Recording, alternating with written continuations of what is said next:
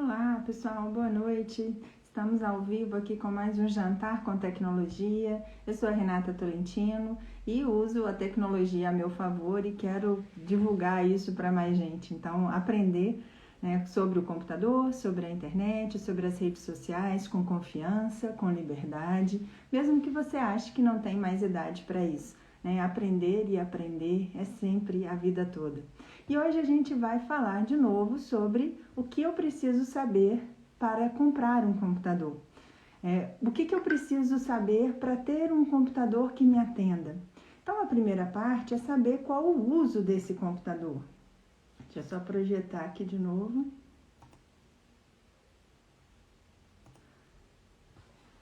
Então, o uso desse computador... Deixa eu ver se a gente está ao vivo também no YouTube. Está tudo certo.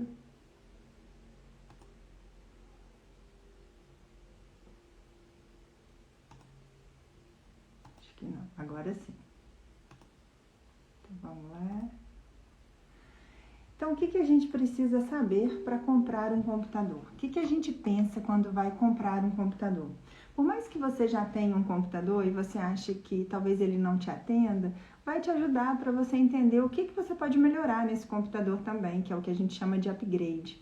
Na década de 2000, 2010, a gente ainda fazia muitos upgrades de muitas peças, né? Na década principalmente do início dos anos 2000. Hoje a gente faz um upgrade mais reduzido. Geralmente a gente troca o HD por um HD, pode ser chamado de magnético ou pode ser chamado de elétrico, por um SSD, que é um tipo de disco mais rápido, que responde mais rápido ao processador. E aí você ganha uma vida útil ali para o seu computador que você achava que ele estava lento por mais uns 2 anos, 2 anos e meio. Mas funciona bem, Trocou o HD, deixa o HD magnético, que é o HD antigo, ou o HD elétrico, para você trabalhar com armazenamento. E o SSD, ele começa a dar vida para o seu sistema operacional e dar agilidade para o seu computador. Mas uma coisa importante que a gente precisa entender é qual o uso desse computador. Eu vou usar meu computador profissionalmente, uso profissional. Profissionalmente eu vou trabalhar em casa, eu vou ter que produzir as minhas peças, eu vou ter que fazer programação pesada, ou vai ser um uso pessoal. O que seria um uso pessoal? Um uso pessoal não te limita a fazer alguns trabalhos, Por exemplo, professores preparar aula, contadores preparar planilhas. E a gente pensa em usos assim um pouco mais simples. Quando eu falo profissional, são profissionais que trabalham com a computação gráfica, que trabalham com banco de dados, que trabalham com programação pesada, que precisam de máquinas que aguentem mais tempo funcionando e dando um desempenho maior. Então, quando a gente pensa em um uso profissional, a gente está falando em computadores que precisam de ter processadores mais potentes, quer dizer que eles têm frequência de operação maior e que eles conseguem fazer isso a uma velocidade bem curtinha, num tempo bem curtinho. E quando a gente fala também de memória, de armazenamento. E aí a memória é tanto a memória RAM, que ajuda o processador a trabalhar o tempo inteiro, quanto o HD, que é o disco que armazena esses dados. Mas hoje, como a gente está trabalhando também com a computação em nuvem, que é a Cloud Computing, então muitas vezes quando eu falo que o computador tem que ser bom, nem sempre, porque você pode fazer uma máquina virtual, ou seja, você tem seu computador em casa, mas você aluga uma máquina virtual por meio da internet, e aí você ganha mais poder de processamento e armazenamento. As coisas vão mudando. Mas isso tudo depende de configurações, tá? Não é tão simples assim fazer e para funcionar bem, porque não adianta nada fazer e não funcionar. Então, a gente primeiro tem que decidir qual o uso dessa máquina, desse computador. E é engraçado que eu falo máquina, e aí as pessoas ficam imaginando, mas que máquina, Máquina é o computador, tá, gente? É mania de falar máquina é o computador. Depois da gente definir, se a gente vai precisar de uma máquina profissional ou de uma máquina pessoal, a gente pode escolher entre um computador pessoal portátil, que seria um notebook, que também pode ser chamado de laptop, ou um desktop, que é um computador de mesa. E aí, computador de mesa, a gente tem vários exemplos. O que é a diferença dos dois, assim, básica? É o gabinete. O gabinete Ele existe no computador desktop para armazenar as peças mais importantes, né? Como processador, memória, disco rígido, placa de vídeo, placa de som, placa de rede, cooler, a fonte de energia, fica tudo dentro do gabinete. Já no notebook, todas essas peças ficam embutidas no notebook, né? Eles podem estar debaixo do teclado, que é geralmente onde estão, ou eles podem estar atrás da tela também, que é uma opção. E o que acontece? Quando a gente pensa num desktop, a gente geralmente pode ter uma máquina mais pesada. A gente pode ter um processador mais rápido, a gente pode ter uma placa de vídeo mais rápida, né? Uma placa de vídeo mais potente. Mas o notebook também a gente pode fazer isso. E aí lembrem-se sempre de uma regrinha básica na informática. Tudo quanto maior, melhor e mais caro. Então, a gente vai por essa regra básica em tudo. Então, se você quiser um processador melhor, você vai ter que pagar mais. Se você quiser mais memória, você vai ter que ter um investimento maior, né? Então, mas você vai ter um desempenho bom. A resposta dessa máquina vai ser muito boa. E é muito interessante que a gente fala de redes, por exemplo. Quando a gente trabalhava com a internet de escada, que muita gente nem sabe o que é isso, né? Hoje na faculdade, quando você fala de internet de escada, o pessoal fala, como assim de escada? Né? O que é discar? Nem sabe o que é discar, né? Porque o discar é aquele telefone antigo que a gente discava lá e tal. Isso não é da minha época não, mas eu sei que existia. Então, quando a gente pensava nas primeiras redes, a velocidade de transmissão era baixíssima, né? 10 megabits por segundo, você pedia uma coisa e descansava para esperar o computador responder. Quando vieram as redes com velocidades mais altas, de 100 megabits por segundo, poxa, a gente dava pulos de alegria, de tão mais rápido que ficou. A gente realmente percebia essa diferença, sabe? E tanto que essas redes de 100 megabits por segundo foram chamadas de Fast Ethernet, porque eram muito rápidas. Hoje a gente já tem redes trabalhando na casa dos 1000 megabits por segundo, dos 10.000 megabits por segundo, e aí a gente não percebe tanto a diferença na velocidade, porque já está tudo rápido ou tudo lento, né? Dependendo da sua rede, a sua rede está lenta também. Então tem computadores que as pessoas acostumaram a esperar o computador. Então elas acostumam a esperar aquele tempo de resposta. Isso não é normal. O computador ele tem que responder muito rápido. O tempo dele é muito menor do que o nosso. Se você está esperando para ele te responder, alguma coisa está errada. E essa alguma coisa pode variar enormemente. A gente também brinca que os técnicos falam, depende, eu não sei o que é isso, eu tenho que olhar. E é isso mesmo, tem que olhar, porque são vários motivos. Pode ser que está com um problema de conexão, pode ser um problema físico, pode ser um problema de configuração de antivírus que está segurando a máquina, pode ser um problema de firewall que também pode ser um programa que está ali segurando a máquina. Ele não funciona como um antivírus, mas o firewall ele funciona como um controle de acesso. Então ele fica controlando todos os acessos. É como se você tivesse que passar o crachá toda vez que você levanta da sua mesa na empresa, né? Então vai te reduzir um pouco. Ou como se você estivesse numa rodovia e tivesse que andar 100 quilômetros e tivesse 100 pedágios. Então você ia muito devagar porque tem que parar em cada um dos pedágios para pagar ali o pedágio. Então, se está muito lento, você está esperando, é porque está ruim, tem alguma coisa errada.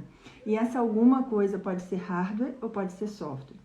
Então, definir, né, o que é melhor, desktop ou notebook, vai variar do gosto realmente do usuário. E também da necessidade, porque vamos pensar num usuário que trabalha e viaja muito, então ele precisa de um computador móvel, né? Não dá para ser um desktop, tem que ser um notebook, porque ele pode levar com ele. Com a nuvem, isso foi reduzido, né? Que você pode acessar os seus dados de qualquer lugar com conexão à internet. Mas nem sempre você vai ter um computador, né? Hoje a gente tem Wi-Fi disponíveis nos hotéis e nos locais, até locais públicos também, mas não te disponibilizam máquinas, equipamentos para você, né? Ou você usa o seu ou você não usa, né? Então a nuvem ajuda, mas ela tem um dificultador que é a conexão. E se você não tiver conexão, não acessa, não adianta. A conexão é muito importante. Por um tempo a gente achava que a bateria era importante, né? A bateria dos dispositivos, e é mesmo, porque acabou a bateria, acabou. mas a conexão também. Então hoje, como a gente trabalha muito com as coisas espalhadas na nuvem, a conexão é extremamente importante. Então, decidir sobre um desktop ou um notebook vai depender da aplicabilidade dele, vai depender do uso dele, vai depender do usuário, se o usuário consegue ou não ter essa disponibilidade. E aí a gente passa por uma coisa interessante, que é o sistema operacional. Qual sistema operacional deve vir nessa máquina? Quando a gente compra um computador, a gente compra todas as peças, né? A gente compra monitor, teclado, mouse. Dentro da máquina, dentro do gabinete, a gente tem, como eu já disse, processador, memória, placas, HDs. Mas para isso tudo funcionar, tem que ter um sistema operacional para gerenciar isso tudo. E a gente tem dois exemplos mais usados para computadores pessoais, que é o Windows e o Linux. E o Linux tem várias opções, né? O que a gente mais vê no mercado é o Ubuntu, mas tem outros também, como Fedora, como Mint, tem vários. Qual é a diferença básica entre os dois, assim, a nível mercadológico? O Windows é pago e muito caro, e as versões do Linux são gratuitas ou são bem mais baratas. A diferença mercadológica é essa. Agora, a diferença de funcionamento é muito grande, né? Os sistemas Linux, desenvolvidos em sistemas operacionais Linux, eles aproveitam melhor a máquina. Então, necessariamente, eles conseguem aproveitar e dar um desempenho melhor. Então, o usuário tem aquela impressão que realmente a máquina está respondendo muito bem. É como se ele não tivesse tantos bordados, né? Como se a coreografia fosse pequena, né? E o enredo fosse bom. Então, ele funciona melhor assim. Já o Windows ele tem muita coreografia. O Windows tem cor, tem movimento, tem sombra. É como se fosse muita característica para funcionar. E aí ele fica mais lento, porque ele exige mais do computador. Então o Windows, e não tem qual é melhor, qual é pior, tá, gente? Vai da experiência do usuário, sem sombra de dúvidas. Tem gente que compra um equipamento Apple, né, um Macintosh, por exemplo, e instala o Windows, porque gosta de trabalhar com Windows. E tem gente que acha isso a morte. Não é possível o cara comprar um Mac e colocar um Windows ou colocar um Linux, mas depende da experiência. A experiência de cada um é muito importante, porque eles são diferentes. A maneira de usar é diferente. Quando eu falo maneira de usar, eu estou falando de abrir arquivo, fechar arquivo, imprimir, configurar impressora, configurar e-mail, por exemplo, antivírus, o que está seguro, o que não está seguro. Então, a maneira de você trabalhar no sistema operacional, ela é diferente. Por que eu não, quando eu disse que tem dois mais usuais, né, que são os Linux e o Windows, por que eu não falei do Macintosh? Porque o Mac, ele tem um sistema, né, os computadores da Apple, que são os Mac, eles têm um sistema operacional específico para eles, que é o macOS, que é o sistema operacional para Mac, que também é muito bom, mas é diferente do Windows e é diferente do Linux.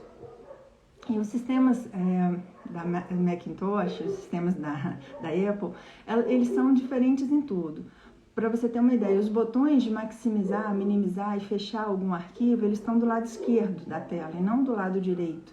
Então, as pessoas, quando vão usar pela primeira vez, elas sentem a diferença. E eles têm outras coisas mais diferentes também. Por exemplo, a área de trabalho é chamada de mesa. A área de trabalho é a tela que você está vendo, né, no Windows. Tem muita gente que não acha a tela lá.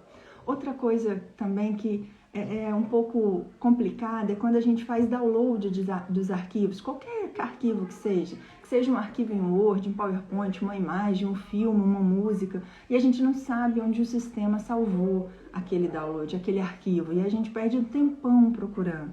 Tem alguns que são gravados de fábrica, que a gente chama default, ou padrão, que gravam numa pastinha chamada downloads, ou tem outros que gravam dentro de uma pastinha daquele usuário que está usando. E aí a gente precisa saber disso tudo. Então isso a gente vai aprendendo com o uso. É igual dirigir, né? A primeira vez que você vai dirigir é um monte de coisa que você tem que prestar atenção, principalmente em carros mecânicos, né? É o pedal, é o pé direito, é o pé esquerdo. É o pedal do freio, é o pedal da embreagem, é o pedal do acelerador, é o câmbio, é o retrovisor que você tem que olhar, né? É os sinais que você tem que ficar atento. Mas depois você faz isso automático, você nem percebe que são tantas coisas assim. Então, os sistemas operacionais também são tantas coisas que a gente precisa fazer, mas à medida que você vai fazendo, você vai ficando bom naquilo, aquilo vai ficando automático, vai se tornando um hábito, né? Que é coisa que você faz sem ter que pensar que vai fazer e fica mais fácil de usar. Então, mercadologicamente, as versões do Linux são sem dúvidas mais baratas e elas têm um desempenho melhor da máquina, elas aproveitam melhor da máquina. Já o Windows é caro, né? Uma versão de todas as versões são caras e elas aproveitam menos da máquina, na minha opinião, né? Elas têm muita coreografia e pouco balé, se a gente pode dizer assim. Então, o Windows, ele é bom porque a gente também encontra em qualquer lugar, então isso é uma vantagem, que é um dos sistemas mais usados. E a gente brinca que eles não têm nem criatividade para dar nome assim, aos sistemas operacionais, é tudo Windows. Windows 3, o Windows 5, o Windows 8, o Windows 11, tudo Windows, o Windows 10. Já os sistemas da Apple, eles têm nomes mais criativos. Em alguns momentos foram nomes de bichos, Leopard, Lion. Em outros momentos foram nomes de Sierra, Montave, de montes, né? Mojave, tem alguns montes aí. Então, eles foram mais criativos. E o Linux também. O Linux também, eles têm mais opções de nomes aí, tem várias opções para cada fabricante que desenvolve o seu sistema operacional. Mas o sistema operacional é um ponto importante na hora de comprar o computador, né? Então, ele vai influenciar no preço e vai influenciar também no desempenho. Mas, para o usuário final, todos atendem. Não tem discriminação. Qualquer um vai te atender, você vai aprender a usar e vai conseguir fazer os seus trabalhos. E eu preciso de um antivírus quando eu penso em comprar um computador? Sim, sem sombra de dúvidas que precisa de um antivírus. Um antivírus nada mais é do que um programa, tá? Que conhece outros programas que são nocivos à máquina. O vírus é um programa que pode causar problema, nocivo à máquina. Então, o antivírus, ele tem ali uma tabela onde ele já conhece um monte de vírus e quando esses vírus tentam infectar a sua máquina, ele consegue alertar, consegue separar aquele arquivo ou aquele programa num espaço que não vai danificar, que não vai deixar ter acesso a informações que não podem. O antivírus também existem programas gratuitos, existem programas caros. O mais importante do antivírus é que ele esteja atualizado.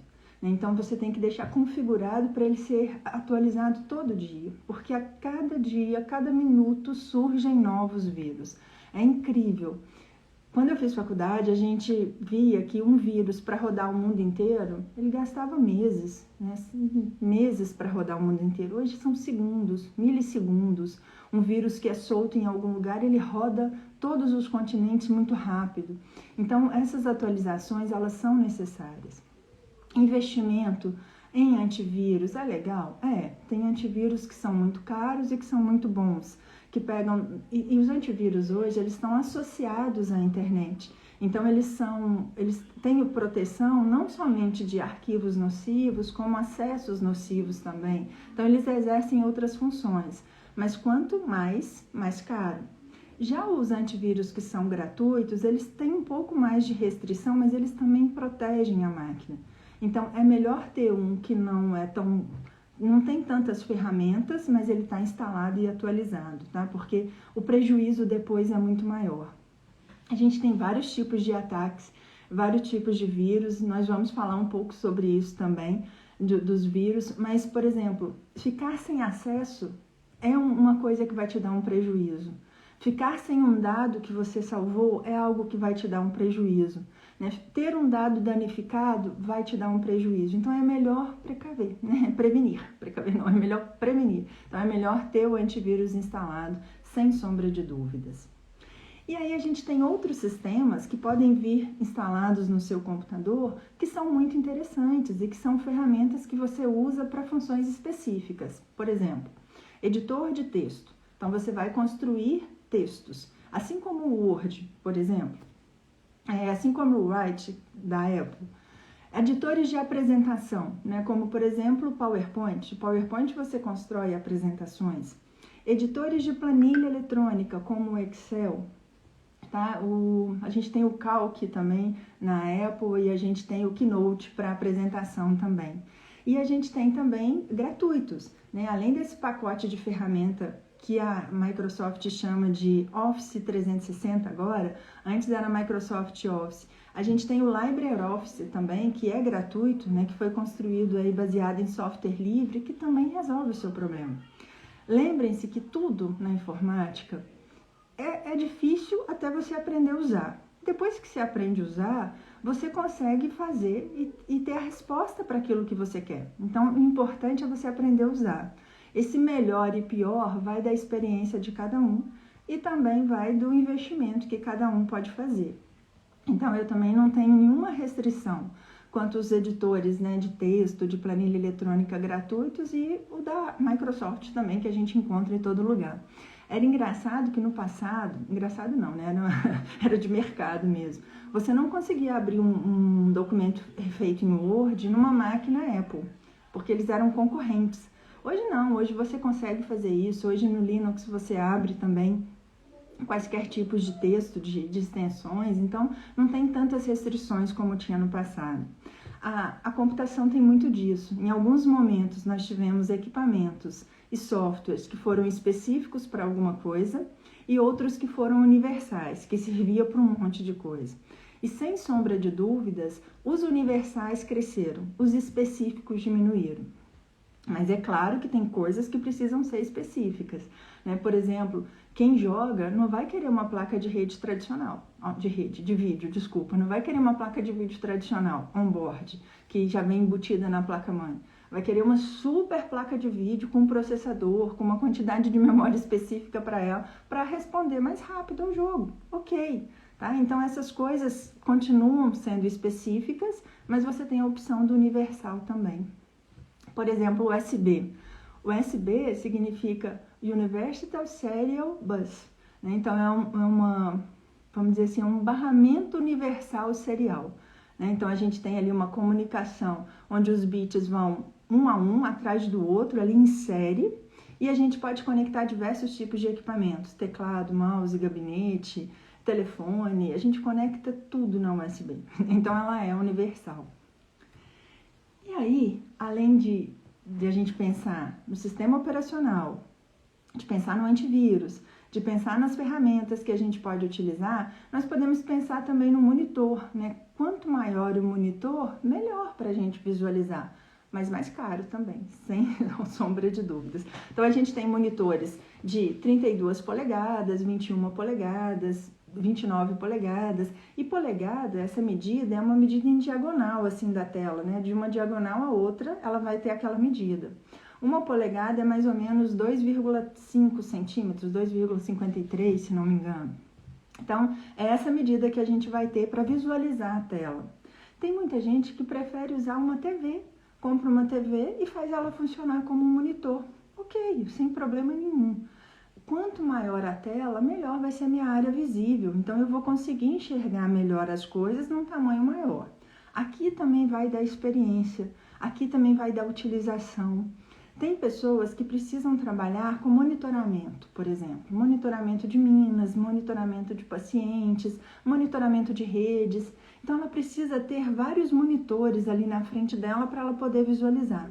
Então, esses monitores não podem ser muito grandes. Por quê? Porque vão ocupar um espaço muito grande. Então, opta-se por monitores menores. Então, depende do uso, tá? Aqui também depende do uso. E aí, a gente pode pensar num exemplo de um computador pessoal, né? Se eu entrar em qualquer site de compras, de grande ou pequeno, de marca ou sem marca, montado ou não, a gente vai ter algumas especificações básicas. Então, como por exemplo, um computador completo, Intel Core i3 de 8 GB, SSD, 240 GB, PC Master mais teclado, mouse, com monitor de 19. Então, essa é uma configuração simples que te deu aí algumas informações de algumas peças do computador para você comprar. Então, ele te deu, por exemplo, que vai vir com 8 GB de RAM e aí essa é a memória RAM tradicional, que vai vir com um disco rígido, que é, na verdade, um SSD de 240 GB, que vai funcionar bem com seu sistema operacional, teclado, mouse e monitor. A partir dali, ele vai te dando informações das outras peças, como, por exemplo, processador modelo Core i3, 3.10 GHz, número de núcleos 2, número de threads, 2 números de núcleo de thread, 4 cache de 3 MB, Intel Smart Cache Memory, RAM, capacidade de 8 GB, DDR3, 1600 MHz. Não entendeu nada, né? Mas nem precisa entender. Ó, processador da família Core é a última família que tem da Intel. Quanto maior, melhor. Se ele é um i3, ok. Se ele for um i5, melhor ainda. Se ele for um i7, melhor ainda. A frequência de operação dele interna, e aí frequência de operação é uma coisa muito interessante, porque o processador ele trabalha internamente, né, dentro dele, e ele trabalha com a memória.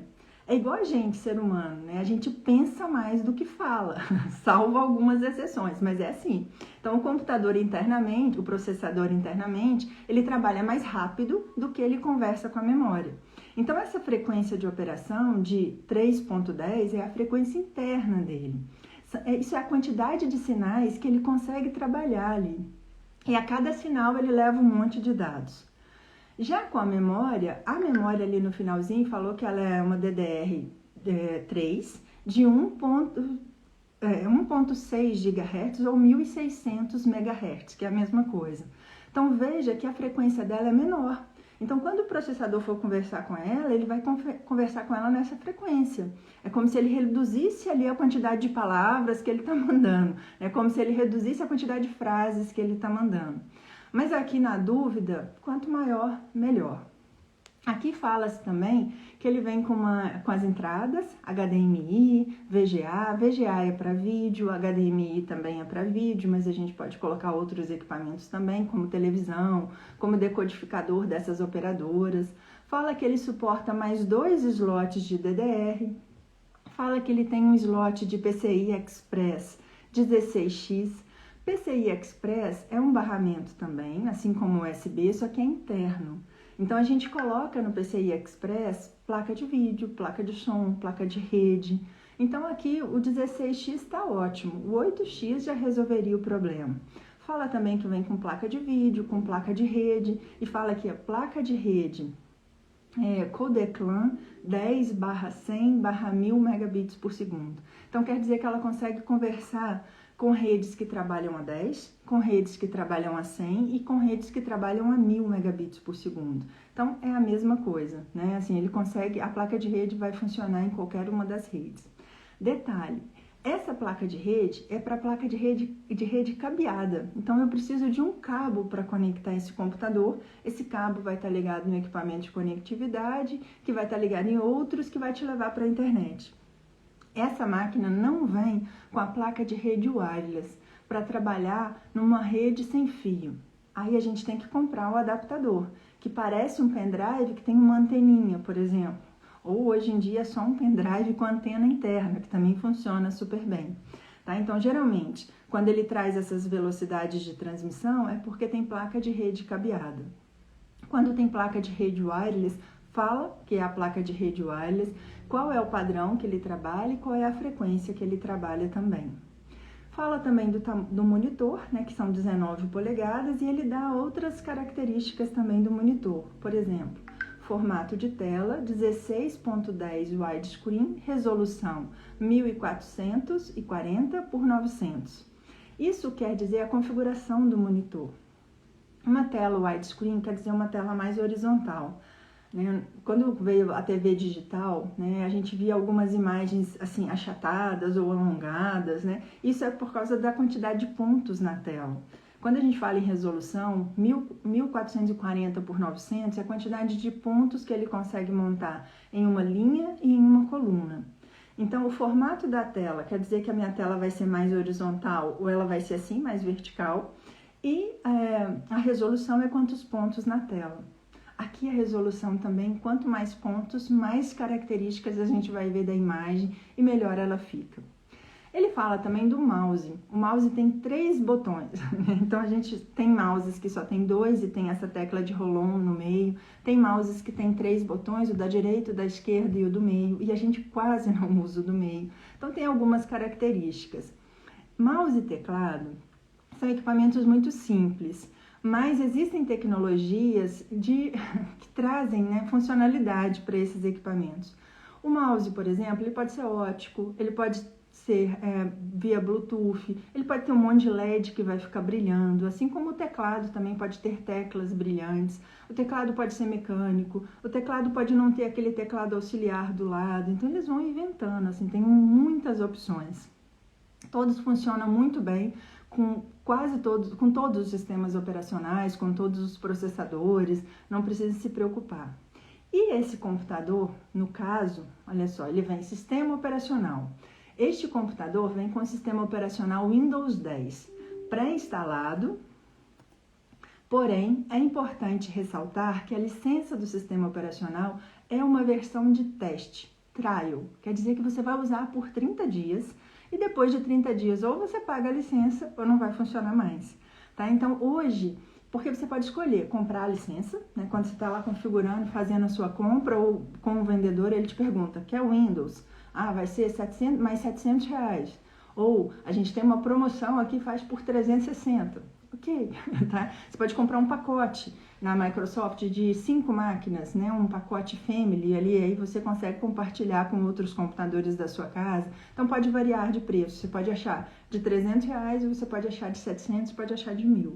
Aí você fala, não quero agora investir no sistema operacional, não. Então, aí o cara fala, então eu posso deixar a versão teste, você usa por 30 dias e depois de 30 dias você vai ter que pagar se quiser continuar usando. Mas aí o preço geralmente é maior, então é melhor comprar junto mesmo com o computador. Ou, dali 30 dias, você vai ter que instalar uma versão do Linux, uma versão gratuita. Ou você pode pedir, não, eu não quero Windows, eu quero Linux, e aí você não paga nada. Então varia muito, né? Mas é importante. Não tem como o computador funcionar sem o sistema operacional. E finalizando então, nessa live a gente viu alguns detalhes sobre o que observar na hora de comprar o seu computador. Na próxima quinta-feira a gente tem mais jantar com tecnologia e eu ainda tenho alguns minutinhos aqui se tiverem alguma dúvida. Agora eu vou deixar, a gente vai ter condições de conversar aqui também nas lives. Já agradeço a presença de todos.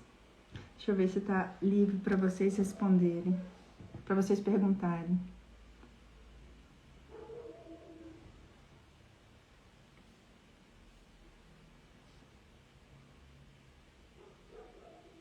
Não?